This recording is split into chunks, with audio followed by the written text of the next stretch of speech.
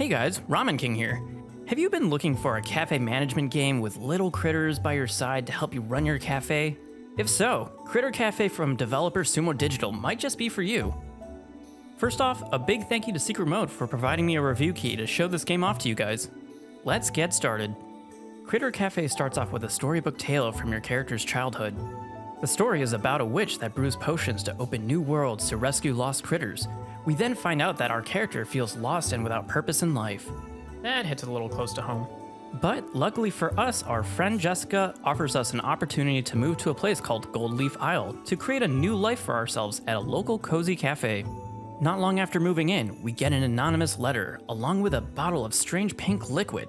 Something tells me that's not fruit juice. Inside the letter, we're told to bring the bottle and find a rift somewhere in the local area. After giving the rift a much-needed drink, it becomes a full-blown portal to another world. Inside these portals are challenging puzzles where the reward is saving a little critter, each with traits to help you with your cafe, with a total of 35 critters to find. You know, I have to ask, how do these critters get lost in the first place? If they're wild animals, are they even considered lost? Anyway, gameplay in Critter Cafe is made up of two major sections where in one half of the game, you're managing your cafe, serving a bunch of people by performing minigames according to what they order, and fulfilling critter bookings, and in the other half, you'll be sucked into a different world, platforming and solving puzzles, using numerous tools given to you by an anonymous friend to help you save the critters. At the beginning of the game, we're immediately thrown into creating our character and designing our cafe. The character creation screen has a multitude of options and is very inclusive with numerous hairstyles and skin tones. My only minor gripe with this are that the eye bases and eyebrows all have this really gentle, innocent characteristic to them. I don't necessarily want to make my character have an eye-piercing glare or have an overly serious look, but it feels like all the eyes and eyebrows have this very rounded, cutesy look, and it doesn't really feel like there's much variation between them all. However, maybe these eye styles might be designed like this to kind of help your character fit the adorable look and tone of the game. In the cafe, we actually start with a surprising amount of furniture and have the opportunity to go really crazy with the design of our cafe from the get-go. You have a bunch of different kinds of tables, couches, chairs, wall decor, and you can even change the color of every piece. I spent a good 30 minutes making mine look pretty decent. Huh, not bad. You do want to make sure to leave enough space in between tables and chairs, as later on, when you're taking orders, you'll want enough walking space so that you're able to get to any customers who are waving to get your attention, as you have to be able to directly interact with your customers to serve them. Eventually, as we progress through the game, we get to serve customers different things through mini-games, like timing the pour of a mocha coffee, drawing out an espresso designed by timing button presses, timing and perfectly slicing cake, and picking the correct foods off a customer's food order. These games are pretty casual, nothing too difficult, but engaging enough to be enjoyable, and they do get harder as the game progresses. Don't worry, you can't fail these mini-games either. The better you do at these games, the more experience you gain.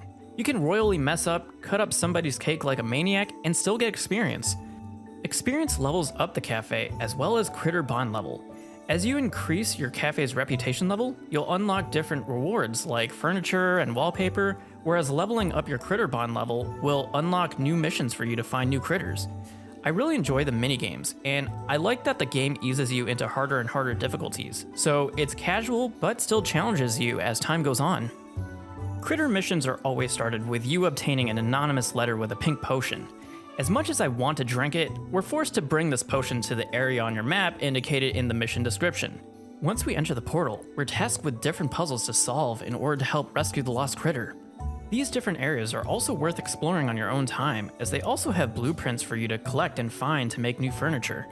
As you continue to unlock and complete new portals, you'll also unlock new tools as the puzzles get more challenging, like wielding a hammer to break rocks, using a boomerang to hit faraway switches, and wing clips to help you jump up to platforms. I think people who really enjoy Zelda-like puzzles will really enjoy this particular part of the game. I personally enjoy these parts of the game the most. Each time you rescue a critter at the end of each level, you need to travel to the critter habitat to take care of the rescued critter and help make them feel at home. The critter habitat is where all of your rescued critters reside and has a bunch of different biomes that you can decorate. If you don't feel like looking around for one of the 35 critters, you can call them by using this bell, which is really handy. I thought taking care of critters would be a little more involved, kind of like a Tamagotchi where you might have to feed them or fill up some kind of care bar. But once you've rescued a critter, all you really need to do is perform one care action and you're done. Leveling up each critter also allows you to give them different skins, which changes their color and patterns. It's pretty cool for critter customization.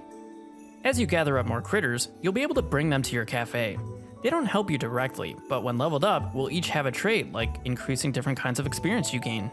The traits are a bit plain, as each critter will either give you a type of experience bonus or have more stamina. It would have been cool to see particular critters giving you more help in the cafe, such as double experience for perfect minigame performances, increasing your move speed, or maybe giving you forgiveness on minigame mess-ups. You can also book events with your critters where people can play with them. You'll have multiple colors of furniture, themes, and particular critter features to try and target for bonus experience, so it's best to keep to what the booking is asking for maximum experience gain.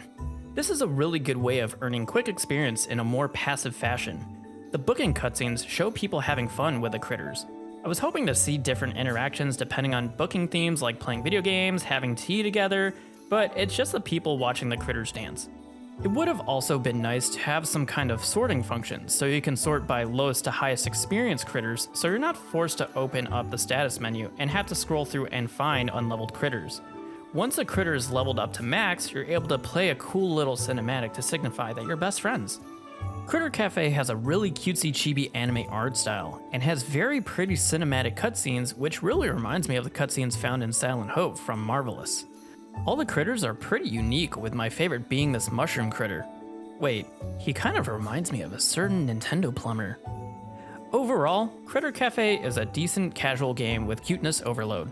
I mostly enjoyed creating the cafe and really enjoyed the challenging puzzles. It would have been cool to have more depth in taking care of your critters, as outside of having to pet them once and level them up at the cafe, I really didn't need to interact much outside of this. I was able to 100% the game in about 10 hours, so if you want a shorter themed cafe management style game, like solving puzzles to break things up a bit, and enjoy doing a bit of exploring, I'd say this game is for you. As usual, if you guys enjoyed this review of Critter Café, give this video a big ol' thumbs up and hit that subscribe button for more cozy gaming content, and make sure to leave a comment down below on whether you think you'll be picking up Critter Café or not. Thanks for watching guys, and I'll see you all in the next video.